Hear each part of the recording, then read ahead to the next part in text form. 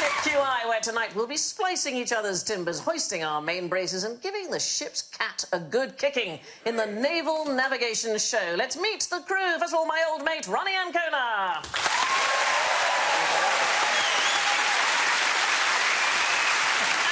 And something of a figurehead, Johnny Vegas.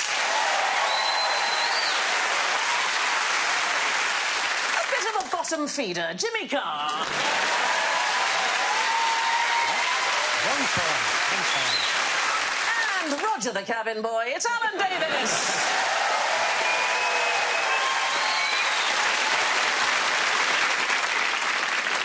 Let's hear your naval noises. Ronnie goes. Johnny goes.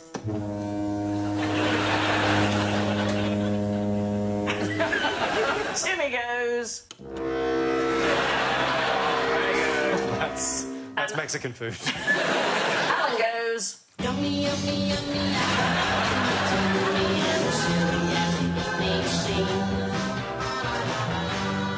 Yeah, no, I meant N-A-V-A-L, not the other kind of naval. First up, a question on nautical names. Now, you each have got a hat. Put them on.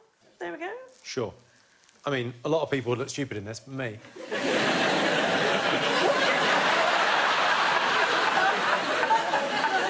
So what I want to know is, as you look around the room, how many of you are genuine ship names? Banterer, we've got Ronnie's Spanker. And Flirt, we've got Johnny, and Titan Uranus. HMS Flirt? When you said it out loud, then it all made sense. Yes, sorry. Try to be polite. Titan Uranus. What do you reckon? Spanker's got to be a ship out of a Carry On film, hasn't it? Yes. Reporting for duty, everyone. Welcome aboard the Spanker. Oh. Now, hands at the ready. Ooh, naughty. And it's just... But I happen to know, because of a naval connection... Oh, what is but your I naval... happen what to is your know naval that connection? there was... I think I might have seen it online. My brother is an admiral in the Navy. Oh! Whoa! Yes. Admiral? So And- do you, and like, my know father was a all commander. Your father was a commander in the Navy? Yeah. So your brother's done rather better. My brother... Yes, because he's got that insurance business on the side, doesn't No, he? my dad backdoored in through the sort of merchant Did he? Navy. A lot of them do, I've heard. We're all tight in your anus. If anything, the reverse, I find. You look so innocent, and then it says tight in your anus. It's so fantastic. I'm going to have lots of fun if I went out on this tonight. What do you reckon, Johnny? You reckon it's a real... Yours, HMS Flirt? Do you reckon it's a real thing? Yeah, I reckon HMS Flirt could be the one. Yeah, it could be. yeah. The others might have been nicknames. Ah, a bit of fun amongst the Nicknames sailors. for ships. In fact, Spanker, Banterer and Flirt were all, or have been, all ships in the Royal Navy. Titan Uranus was an... there've been two merchant ships, actually. There was an oil tanker and an ore carrier. Lots named after animals. There's been kangaroo, gnat, weasel, zebra. Is the downside to this not the... I mean, obviously, the Royal Navy, very proud history. Yes, but fantastic. occasionally ships get sunk and people die, and then you've got to report back, I'm afraid things did not go well, 60 souls lost on Titan Uranus. Yeah, well, there are worse ones. Cockchafer. Well, that is how a lot of the sailors died. And HMS Pansy. Oh, my that's favourite, fantastic. Happy Entrance. So, just to say. So have a quick look. Imagine you are at sea, and we've got, I don't know, say, HMS Cockchafer, coming at you in the dark, or possibly going away from you in the dark, OK? Can you tell which one it is? Coming towards you or going away? Well, green towards you, red away? Not quite. Anybody? Your brother's an admiral, for goodness sake. Is one port and the other starboard? One Is is that port and what one is they're dealing starboard, with? yes. Do you know which is which? No. No, it's quite good to know. Does anyone know? Red is port. Red is port. Yes, yeah, I could have told you that. OK. That's how you remember, like, port is red. And green is sherry. Green is starboard, and what you say is green to green, red to red, perfect safety, go ahead. So what you would know from this is that the boat is coming towards you, and that would be important information to have when you're at sea. I definitely would have crashed into that. Yeah. There is one of my favourite books of all time that you could read to avoid this happening. It was published in 1992, and it is called How to Avoid Huge Ships. Brilliant. Who is this sold to? Small islands? It went through several editions. What worries me is that they may have left stuff out in the first edition, and then they thought, oh, that was the other thing I meant to put in. It's ranked as the third oddest book title of all time. Oh, go on, what are the other two? Come on. The second, number 2, Greek Rural Postmen and Their Cancellation Numbers. Yeah, so what about the urban postman? I found a bit... Who's that bothered? This is my favourite. Number 1, oddest book title of all time. People Who Don't Know They're Dead, How They Attach Themselves to Unsuspecting Bystanders and What to Do About It. Put your hat away, please. Why would you spend a year's rent hiring a rowing boat? You're sleepy and drunk. And you've not been living in London long and you've gone on the Thames. Yeah, I like all of those reasons, but no. It was in 1815, so what happened in 1815? It was that lesser-known fire of London. Like a really small fire that didn't get widely reported. Not a great One of fire, those, no. yeah. Just a tiny one, thing, and yeah. people cashed in completely. Waterloo, exactly. The big battle of Waterloo. Napoleon was defeated. What happened to Napoleon? ABBA played live in the harbour. That's it, exactly. And people took rowboats out. It was lovely. Couldn't get enough of that blonde one. Absolutely. No, it's not that. Is that when he was banished? Yes. This is a really interesting part of the story, which I don't think ever gets reported. Do you know where he wanted to go when he was defeated? Isle of Wight. He wanted to emigrate to the United States. Did he? He went to the west coast of France, to Rochefort. Oh, nice. And there was a boat, there it is, the HMS Bellerophon, known by the men as Billy Ruffian, and they blockaded the port, and so he surrendered and was taken to the UK, and it was supposed to be a secret that he was first in Brixham and then the ship was moved to Plymouth, but he was so popular in the UK that people would spend a year's rent to get a rowboat out to the ship in order to see Napoleon. And he wasn't allowed to come to land because they were so afraid that he was so popular that there would be a public uprising. Wow. And in the end, achieve his goal of defeating Britain in the first place. 10,000 people boarded 1,000 small boats in order to get a glimpse of him. And so how was he that popular? Hadn't we just fought him?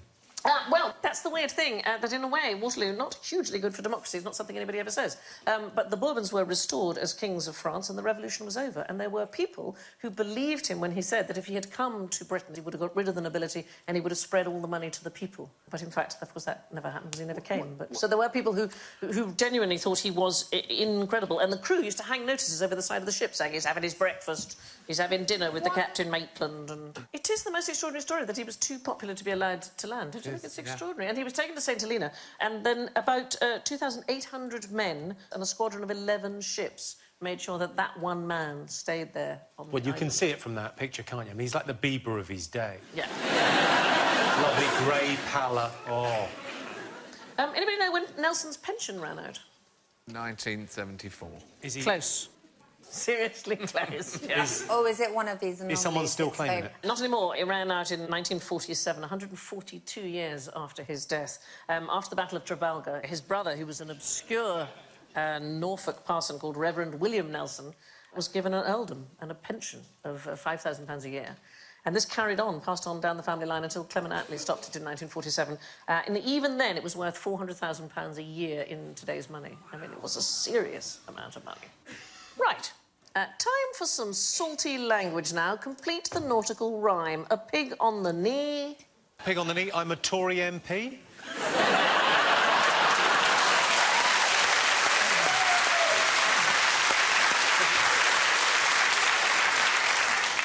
So, pig on the knee is actually safety at sea. But the next one is a cock on the right. Transgender surgery doesn't always go right.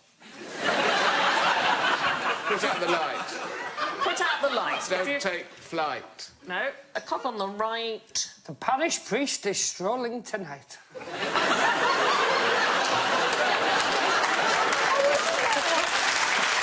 Poetry from you, John. Cock on the right, never lose a fight. It is. Never lose a fight. So it was superstitious sailors. They used to get tattoos of a pig on the left knee and a rooster or a cock on the right foot. So pig on the knee, safety at sea, a cock on the right, never lose a fight. Because the idea was that pigs and cockerels were kept in crates on the ships, and when the ships sank, the crates floated and the animals were associated with surviving shipwrecks. So... I heard that because a pig and a cock can't swim, so God would look at you benevolently and say... Can pigs not swim? I think famously pigs can't fly. Yeah. You're thinking of the Royal Air Force. They're full of salt. Surely that bobs, doesn't it? Salt. I don't know, it's going to be a struggle. When I take my baby swimming for the first time and strap 2 pigs to his arms... Yeah. And I'm banned from the local swimming, you know what I mean? For bringing your own food in. Yeah. Anybody know where tattoos come from? I guess a South Pacific Maori... It is... They had them, but it isn't where they come from. Is it your lot? Is it the Scandinavian... The Vikings? We're Randy Scandis, yes. Is it the Vikings? No, it isn't at all. As far as we know, medical tattoos go back about 5,000 years. Otzi the Iceman, who was found in the Alps, 5,000-year-old corpse, and he had tattoos over his spine, over his right knee and ankles, and he also had osteoarthritis in those joints. And so it's possible they thought that that tattoo had some healing effect or that it might do something. So they're at least 5,000 years old. No, my brother got one, and, you know, the trend a few years ago to get it in a language that you don't understand, so you don't know if it's being misspelled. Yeah. And I said, what does it mean? He went, honesty. And as my mum walked in, he pulled his shirt on and just pretended he hadn't had it.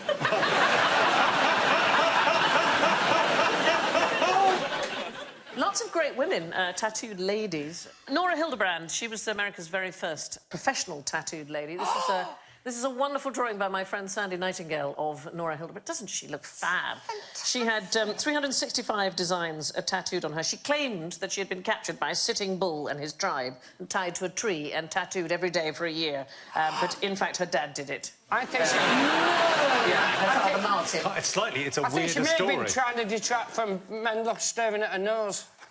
I mean, you've got to question that. Well, if you don't do your homework, Yeah. I mean, what do you expect? How did he get involved? She was like his showcase, you know, as it were, his window display to say, these are the ones that I can do. Thank God he didn't own a garage, or he'd have just glued car parts to her. Yes. It should have looked like a transformer. That's a weird thing, though. How creepy is that? You walk into a tattooist and say, well, I'm thinking about getting a tattoo, and he goes, well, just look at my daughter for a while. Pick anything you want. Yeah. OK. When you have a tattoo lasered off, what happens to it? Do you know where it goes? To heaven. But they can't recycle them, can they? What do you mean? They don't scrape them off and give them to somebody else. There was a guy at Bart's that had an incredible collection of tattoos. Had he actually cut them off people's... Yes, so whenever they got cadavers in, if they had an interesting tattoo... Yeah. And he would take that piece of skin... And frame it. And I think it was like in the 60s, they kind of went, yeah, I don't think we can do that anymore. No.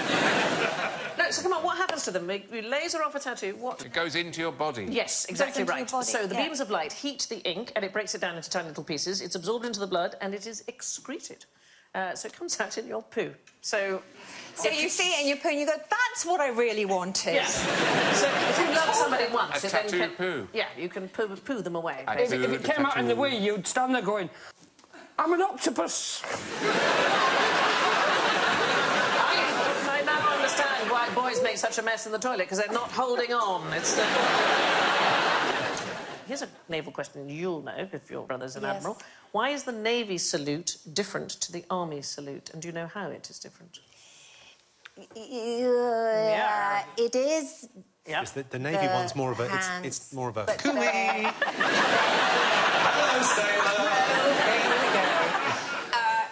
That's right, that's the Navy. That's the Navy. And the Army is like that, exactly right. Do you know why? The Army. It's because Benny Hill wasn't in the Navy? Because...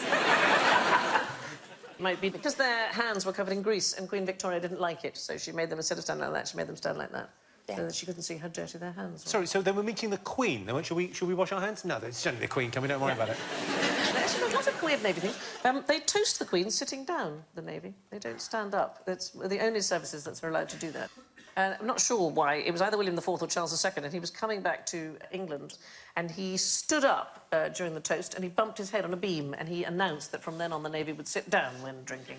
And so now they do. You toast the King and Queen. They've got all sorts of very interesting language. It's a bit rude, but actually the term for premature ejaculation is getting off at Fratton, because Fratton is the train station to before Portsmouth. Which is your final destination, really. Two before. So what's the station just one before? Because sometimes it's not that bad. Sometimes I fall asleep at the station and I'm there for ages. It's almost too much information for me, really. I go to Portsmouth all the time. I shall look at Fratton with new eyes. Do you? I do, yes. No, same here, yeah. What? Go to Portsmouth? Oh, no, I thought we were talking about Fratton. Oh. I'm so sorry. For some sailors, tattoos were thought to be a real lifesaver. Now, what are these men looking at? Their feet. No, there's something their higher up. genitalia. I think they're looking... It's higher Their than navels. They're navel gazing. Yes. They're engaged in omphaloskepsis, or navel gazing. So the Greek for navel is omphalos. And apparently it's an aid to meditation. It doesn't look like what they're doing, does it? But in some yoga practices, it's regarded as an aid to meditation. It looks like they're thinking, these pills I bought on the internet are not working. Yeah, but you can never quite capture in a statue someone crying. And going, why me, God? Why me? After having a couple of kids, I tell you, it's not meditative. I just see blind panic when I look at mine. Well, but, we should all possibly panic when we look at our navels because the average human navel has about 50 species of bacteria in it. That one's got a peanut in it. Never mind bacteria, that's a whole peanut. They're very varied, aren't they? Belly buttons. An innie and an outie and a kind of Mine, lateral horizon. honestly, if you combine it with my man dress, whenever I take my top off, it looks like my midriff has been rejected for a loan.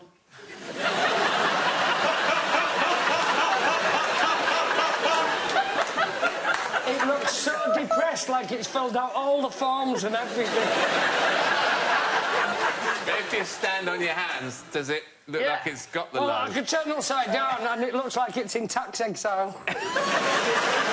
Mine's got real passion. It's got more range than this has. Do you know why they are innies or outies? Do you know what the reason is? It's just where they tie it off, isn't it? No, it's nothing to do with that at all. So after birth, the umbilical cord is cut, you know, I don't know, what is it, about an inch or two from the newborn's belly, and then it dries up and falls off as the muscles close up, and the navel is just the scar left. Basically, from the base of the cord, and usually it ends up slightly retracted, but sometimes a bit of extra skin stays, that's all, and it makes it stick out, or the muscles don't close off, and you get left with a little tiny protruding hernia. That one's got a hand growing out of it. Yes, that is worrying. That is worrying. A bloody disaster, that.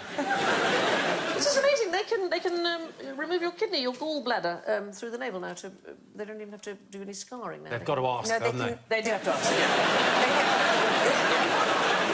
Do you a tattoo of a little door? It beats waking up in a bath on holiday with all the ice around you. Not again. They can do everything now. They can turn you inside out through your navel. Can they? Yeah. How can they turn you inside out? You just put your hand in. It's like a duvet cover. Also,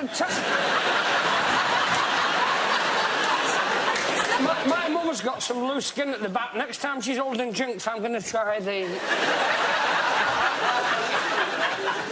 My mum's got some loose skin at the back. Well, I'm sure she's watching this proud as ever. John is on television this evening. He's so proud of that. My phone's already ringing off the hook. Imagine if she's... What's about loose skin on your back? It's the talk of the street. It's the only work I do that the girls from Bingo watch. But imagine if she was still holding the tray of drinks. And suddenly looking 10 years younger. There's an underwear model, I think, Karolina Kokova. She's got no belly button at all.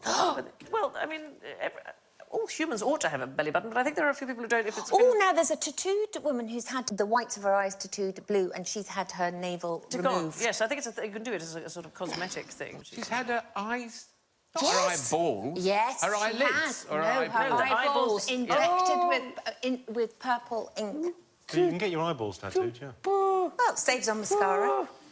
Why would you do that? I don't know that. Because you probably saw it on QI and went, yeah. All you have to do is drink for 20 years and you get a lovely shade of red. It's all been worth it, Johnny. Contemplating your navel can bring you both innie and outie peace. It's nice, isn't it? Oh, you know right, what? When I get angry... What am I 1.5 inches taller than? I'm 5 foot tall. The cast of Time Bandits. You are... Kylie Minogue. She's 4'11", isn't she?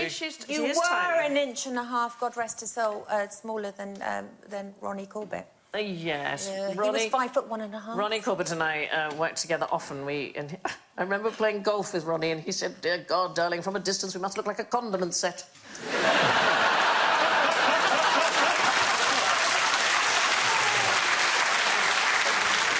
Tribute to him, one of the funniest men I ever worked with. Just a delight. Is it a naval thing? Is it anything to do with naval? It is about exploration, it's about travel, but it's about travel in a different direction. Oh, so away is it roller coasters? Space, yes, it's space. Yes, it's the minimum height for NASA. You need to be 4 foot 10.5, and the maximum is 6 foot 4. Basically, you need to be tall enough to reach the controls and not too tall to fit in the seat. The weird thing is that in space you actually... I'd quite like to go, because you grow 2 inches because of the lack of gravity. So you could go into space and exceed the height limit. If you started out at 6 foot 4...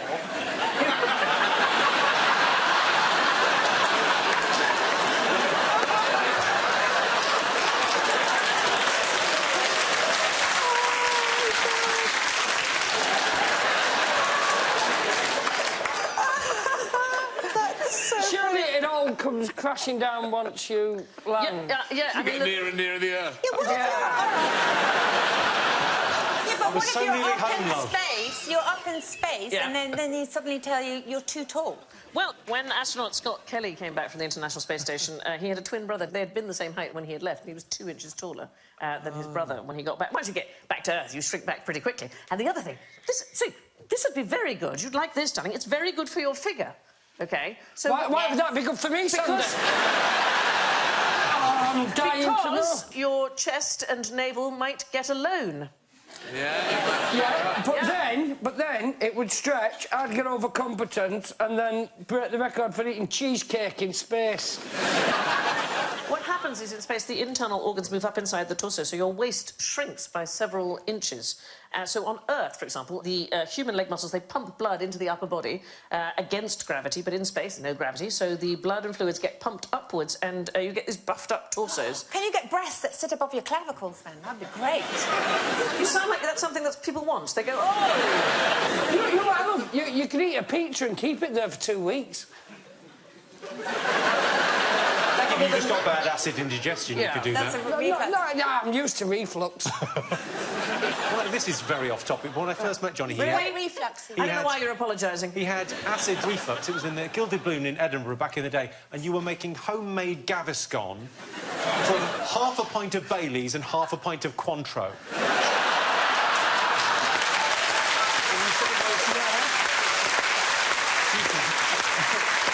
You said, have a sip of that. It's homemade Gaviscon. It really takes the edge off. It was a drink that allowed you to keep on drinking whilst, you know, keeping the acid demons at bay. Half a pint of Baileys, half a pint of Cointreau. Oh, Johnny. Literally a recipe for disaster. So Did it work? Did it work, though? The Cointreau gives you an edge, and the Baileys Takes it away again. takes away the edge. I'd quite like to see you in space. I think it'd be great. Would you like to go? I would absolutely like to be Is one it of the my... weightlessness, the view of Earth? It's that it's so other. Apparently, the weirdest thing is, because your organs are kind of up in the top of your body, you can also feel your food literally floating around as well. Helen Sharman talked about this weird feeling of your own food floating inside, because there's no gravity. It doesn't appeal. Does it not? Oh, I would love to go, and I wish they would send some poets and some artists up there so that we can get a bit more of an idea of what it actually... Because whenever you see one interviewed, they go, yeah, it's very nice. Just send Will Self do a video diary. The majestic splendour of Earth is a little disappointing. 14 days without a cigarette now. Yes.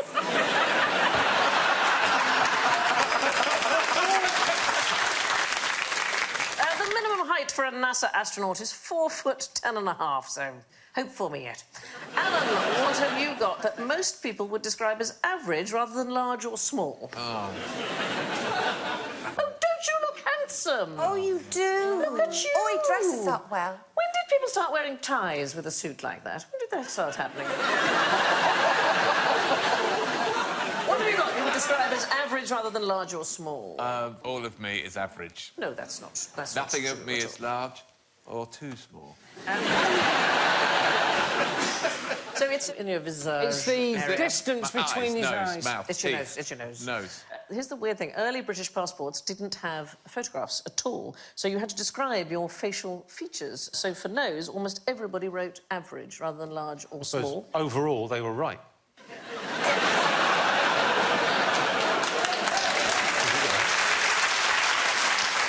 If you wanted to appear authoritative, you could put Roman, apparently. You could say that you had a Roman nose.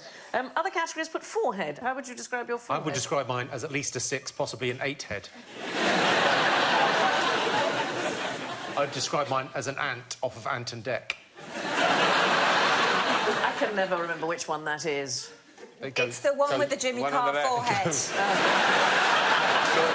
And complexion. How would you describe your complexion? Those are the other things I had to do. I would say ruddy. Ruddy is... Ruddy's good. Ruddy was good. I've got a ruddy complexion. Yes. Fresh was good. The British government apparently disliked the idea of putting physical descriptions on passports. It meant that British people would be scrutinised by foreigners.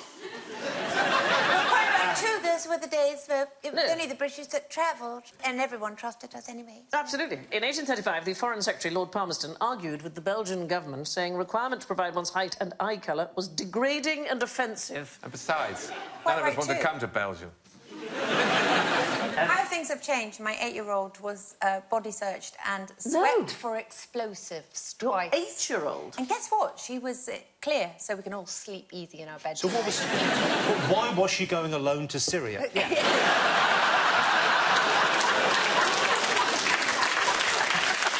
There's a fantastic letter written in 1914 by a man called Bassett Digby. It says, Sir, a little light might be shed with advantage upon the high-handed methods of the Passports Department of the Foreign Office. On the form provided for the purpose, I describe my face as intelligent. Instead of finding this characterisation entered, I have received a passport on which some official, utterly unknown to me, has taken it upon himself to call my face oval. That's so brilliant. You could Yeah. have just be anybody you wanted to be. Yeah. Why do you think it changed? Why did we suddenly think, actually, that's not a good idea, these written physical descriptions? Wartime? Yeah, it's World War I. We suddenly got very anxious about German spies, and we thought, actually, we better... They don't take a good photograph, we'll take photographs. It'll be absolutely fine. Who doesn't need a passport? I presume Or the Queen. The Majesty, Her Majesty does not need a passport. But she has to bring a 20. Yeah. Could you just turn to the side, Mom? Certainly. That's me.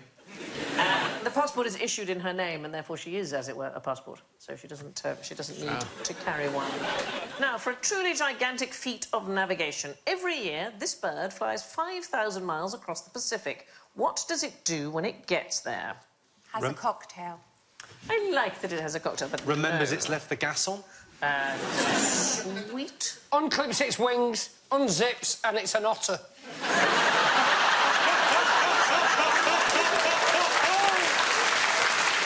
And 2 points to Johnny.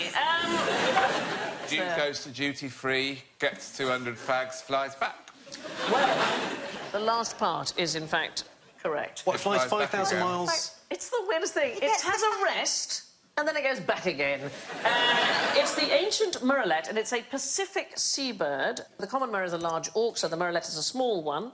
And it's called ancient because of its grey back. It's supposed to look like a shawl draped over, I don't know, draped over an old person's shoulders. And every year it travels 5,000 miles across the North Pacific from Western Canada to the seas off Japan, and then the following spring it goes back again for no discernible benefit whatsoever.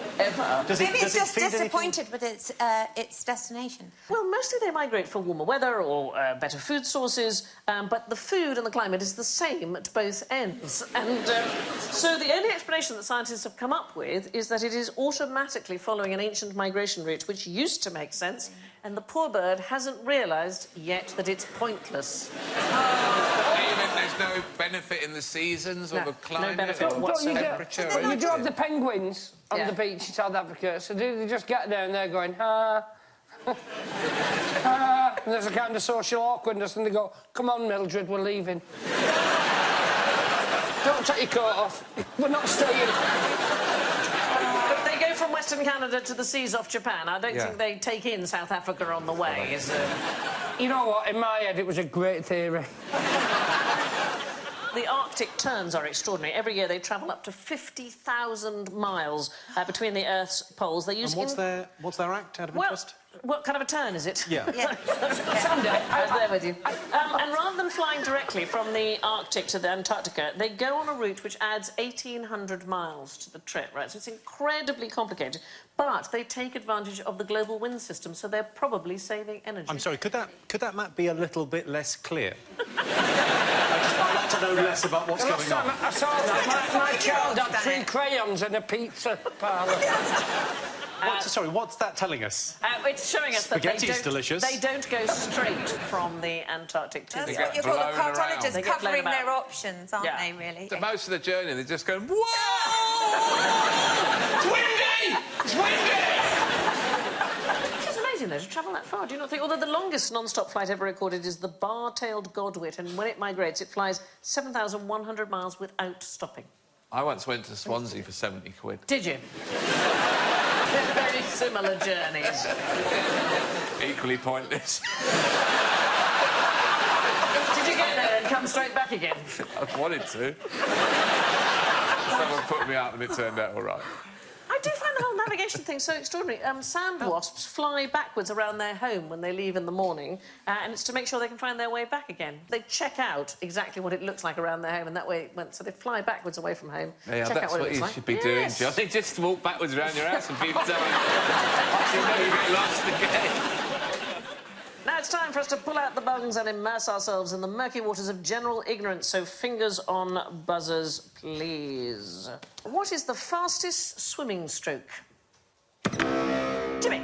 Dolphin. Well, dolphins are jolly quick, but even they can't do this stroke. But they could probably beat whoever's doing What it. they can do, which we can't do, we create a bow wave when we're swimming, and dolphins are able to leap over it, so there's no water resistance. So, points for that, then. But no, 100% it is right. No, it is the 100% right, fastest swimming stroke. Are we looking for a human stroke? human or one. anything else? It is a stroke that humans can do, but we got it from somewhere else. A butterfly. Oh, I like it that we got it from the butterfly. I like that. The backstroke. No, it's not the butterfly, it's not the crawl. Doggy paddle. The what? tumble turn.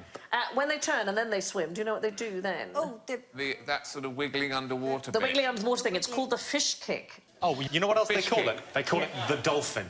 That's exactly what a dolphin does. So, literally points, because, I mean, that is a dolphin. No, 'cause- He's doing a dolphin. In Jimmy's defence, they don't wear Speedos, but they look very similar. They do look very similar. You're only allowed to swim underwater for the first 15 metres, so that's why people don't do it in competitive swimming, although there are some fantastic... This is an American swimmer who has the best name ever. Her name is... Is it Hyman?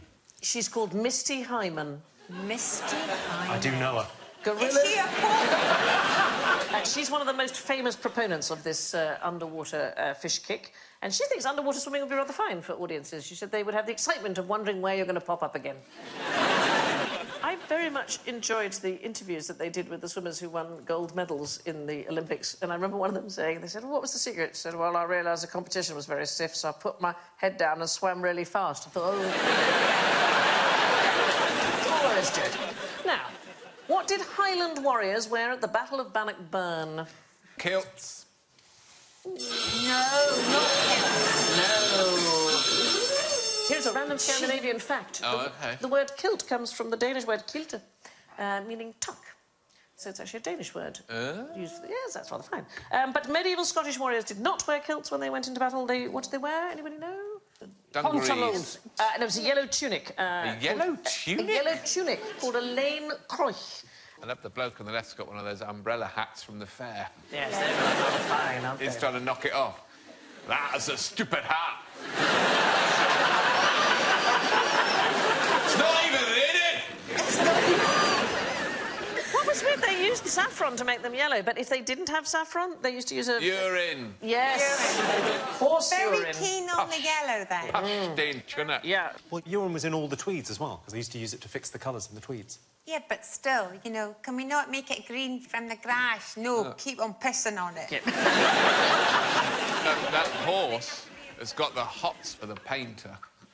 Yeah, he's looking right at him, isn't he? Now you're getting my best side.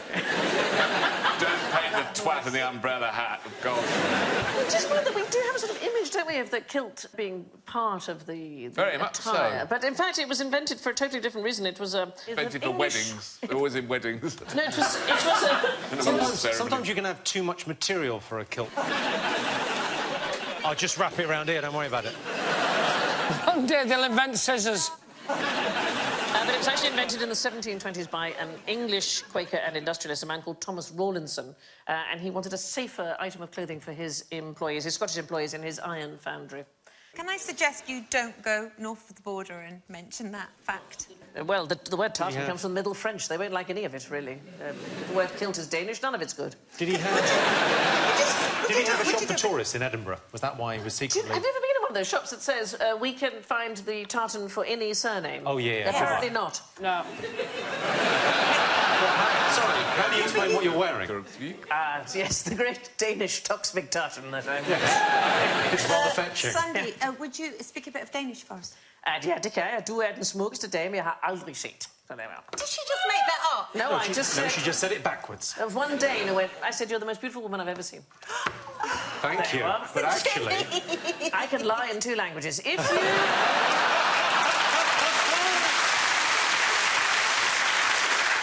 If you're so hungry you could eat a kilt, don't eat the yellow ones. There you are, that's the advice. Name a cold-blooded creature. Lizard.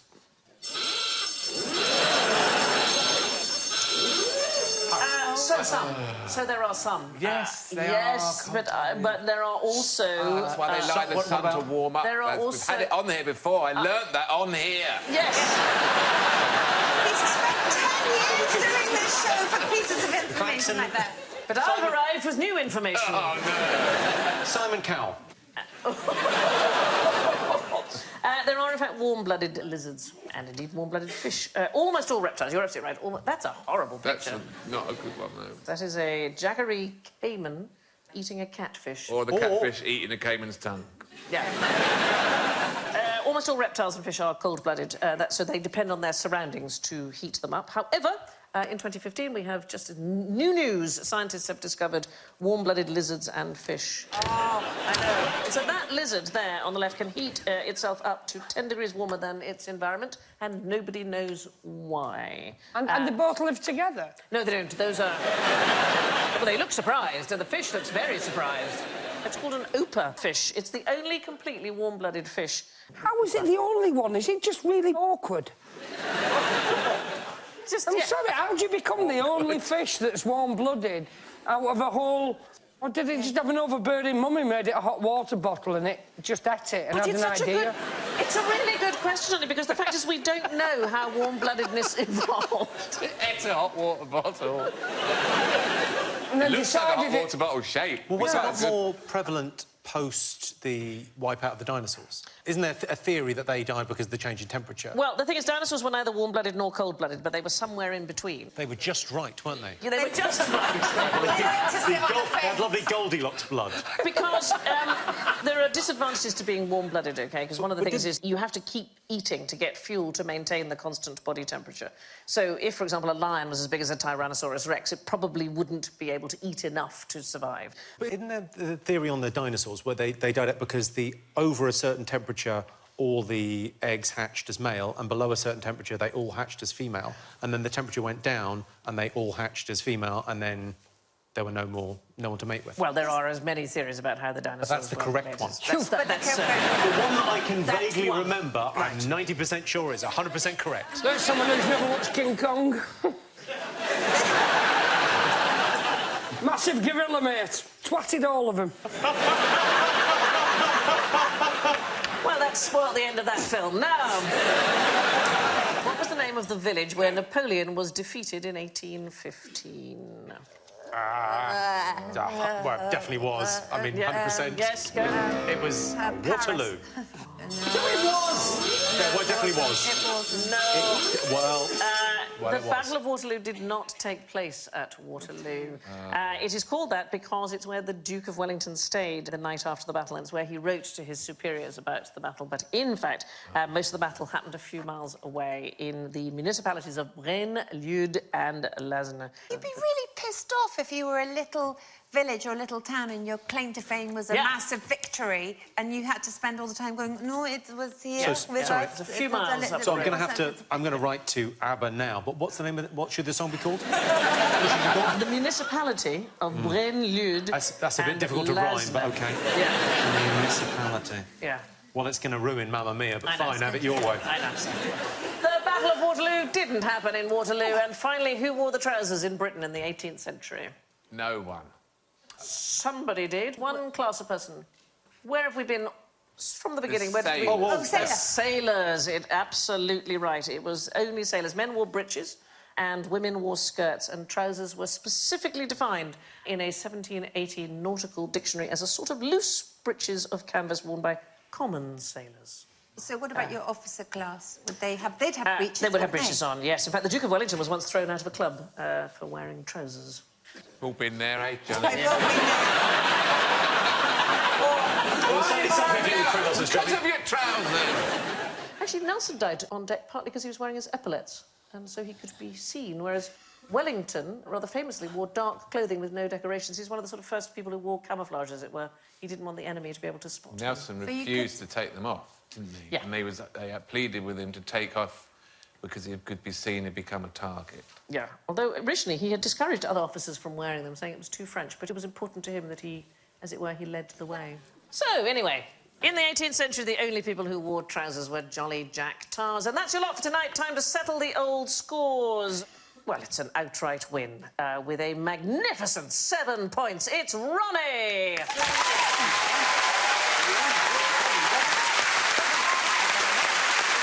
In second place, and I'm very surprised because he had winner written all over him, but with 1 point, it's Johnny!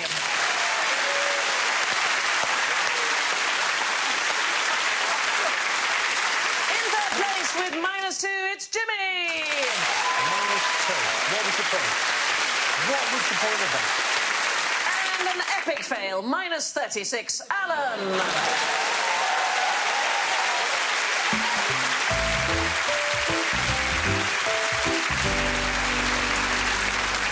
Well, that brings us to the end of our naval adventures, thanks to Ronnie, Jimmy, Johnny and Alan. And I leave you with this nautical headline from the Western Daily Press. Fish rescued from a large pool of water.